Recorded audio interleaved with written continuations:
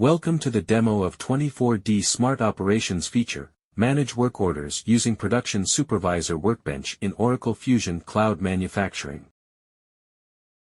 With this enhancement, production supervisors can effectively manage work within their work center. They can monitor the execution progress of their shifts, and any logged exceptions are brought to the supervisor's immediate attention, enabling them to take prompt action to resolve issues. The primary driver for the need for a supervisor workbench is to manage work orders and provide visibility into production activities.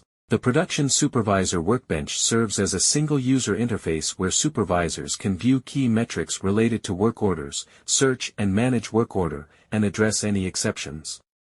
By having a focused workbench for all supervisory tasks, production supervisors can respond more quickly to exceptions and overcome challenges, ensuring smooth production. This demo shows you how you can use this feature. We will begin by reviewing the Manage Work Order page, where you can see the list of work orders you need to supervise during your shift.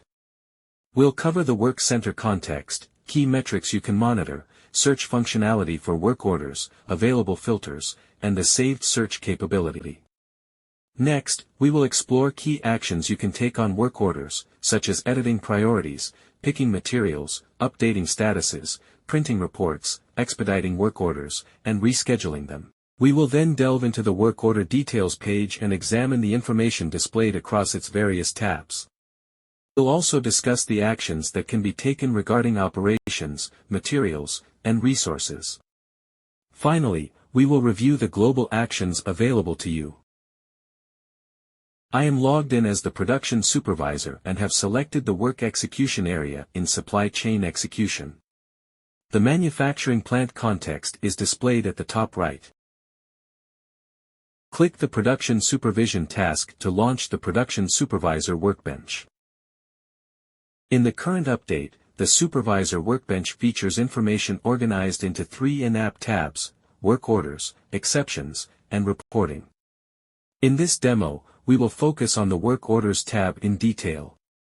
The Work Orders tab enables the supervisor to manage the work orders that need to be executed within the designated work center.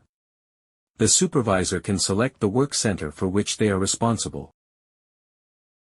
Select the Tablet Packing Work Center. The scorecard metrics are displayed at the top of the page.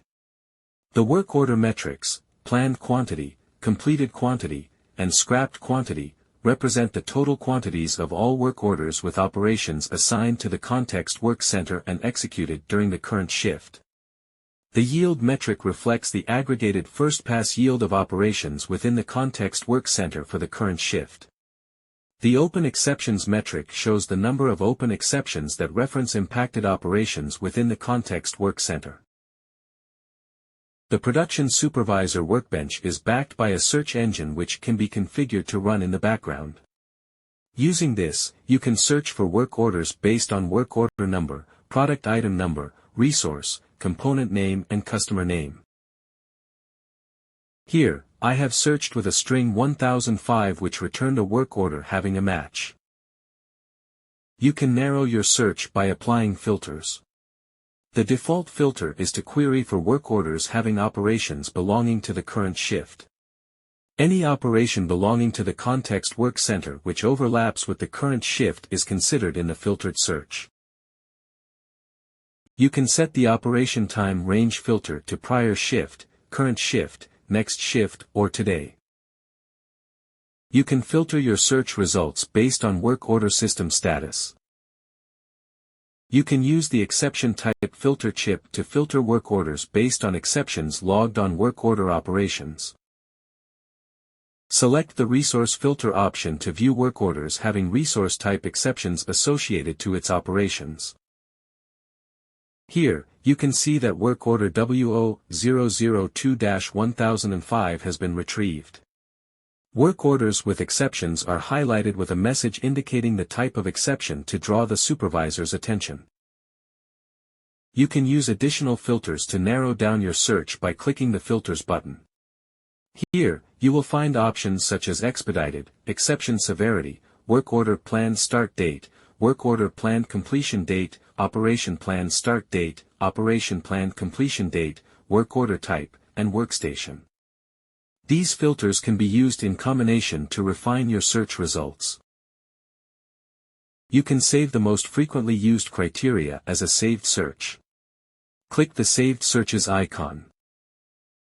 Here, you can select a saved search that was previously defined or create a new one.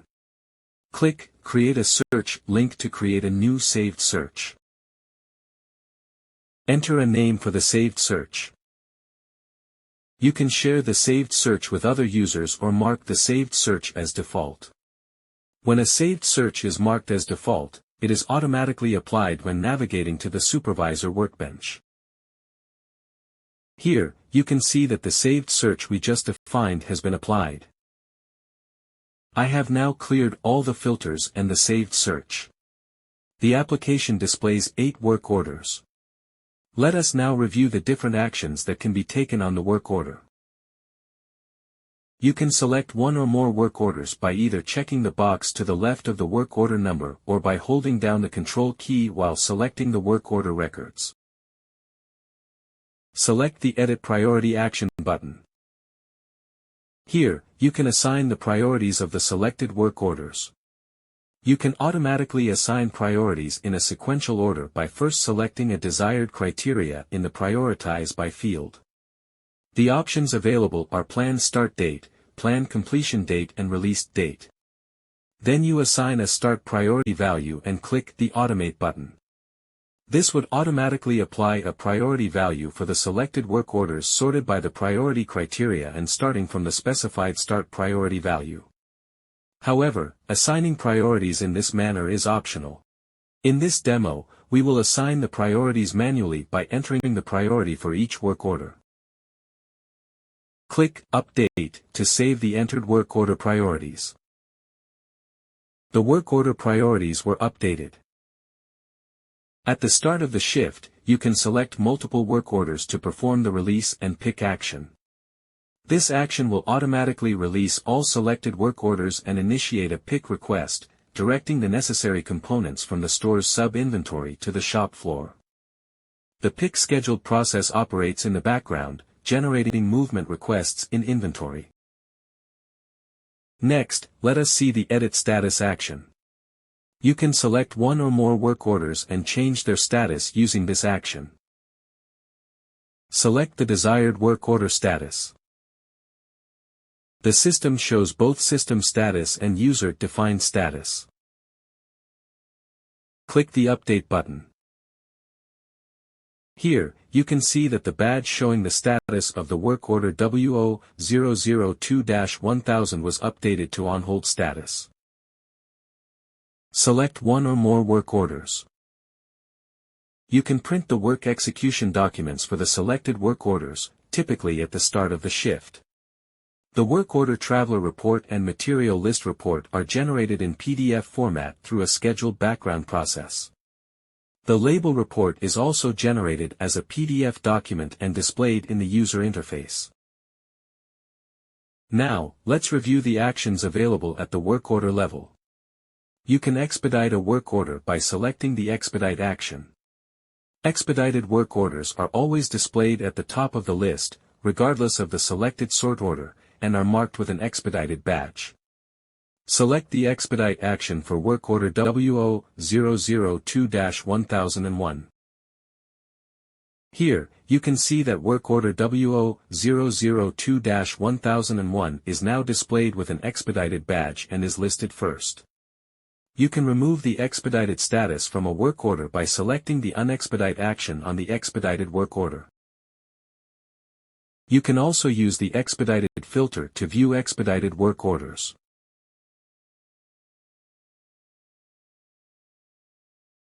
Next, let's review the Reschedule work order action. Select the Reschedule action for work order WO002-1005. You can specify a new planned start or planned completion date to reschedule the work order. Select the planned start to be at 4:05 p.m. Click the Reschedule button. You can see that the work order has been rescheduled to the new time. As a supervisor, you notice multiple exceptions logged for W0002-1005. Click on the work order to view its details. We are now in the Details tab. This page displays key information from the work order header, the descriptive flex fields, and the details of any output items. Next, click on the Operations tab. Here, we can see the details of the work order operations associated with the Context Work Center. The progress badge indicates the execution status of each operation. Clicking the Expand icon shows further details of the operation. Next, let us review the operation level actions. You can view operation descriptive flex field information by using the View Details action. To reschedule operations for the work order, select the Reschedule action. Now, click on the View Exception Details action. Here, we can see the details of exceptions logged on the selected operation. Next, click the Materials tab. In this tab, we can see material details of operations belonging to the Context Work Center. Click the Expand icon to view more details of the material item. You can view actions that you can perform by clicking the three dots. You can use the View Exception Details action to view exceptions logged on a specific material.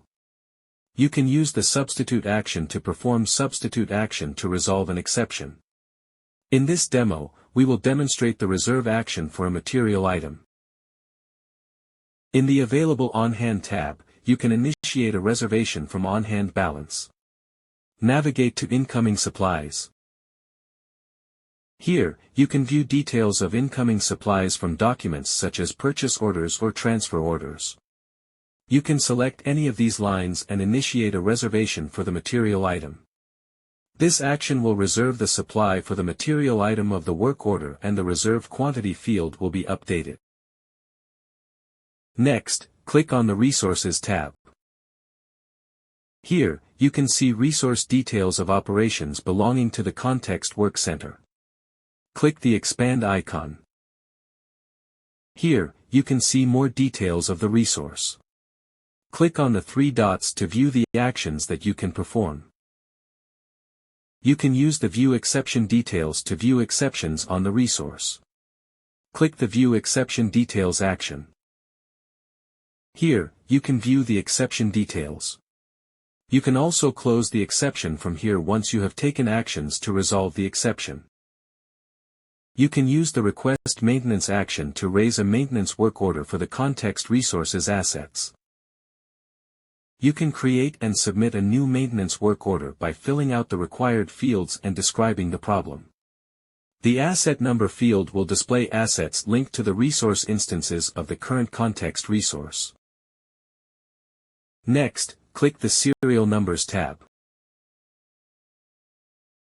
Here, you can see the list of predefined serials associated to the work order. Next, click the Lot Numbers tab. Here, you will see the list of pre-assigned lot numbers associated to the work order. Next, click the Transaction History tab. Here, you can see the log of transactions performed on this work order. You can select more fields to view their details. You can also download the transaction history to an Excel spreadsheet. You can perform the Edit Status action on this work order using the global action. Click More Actions. You can perform more actions specific to this work order such as Edit Priority, Reschedule Work Order, Pick Materials, Print Work Order Traveler and Print Labels. You can return to the listing page by clicking the Work Orders link. Click the Create Work Order button. In this update, you can create a rework work order by specifying a work definition.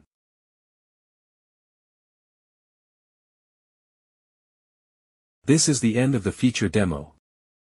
Thank you.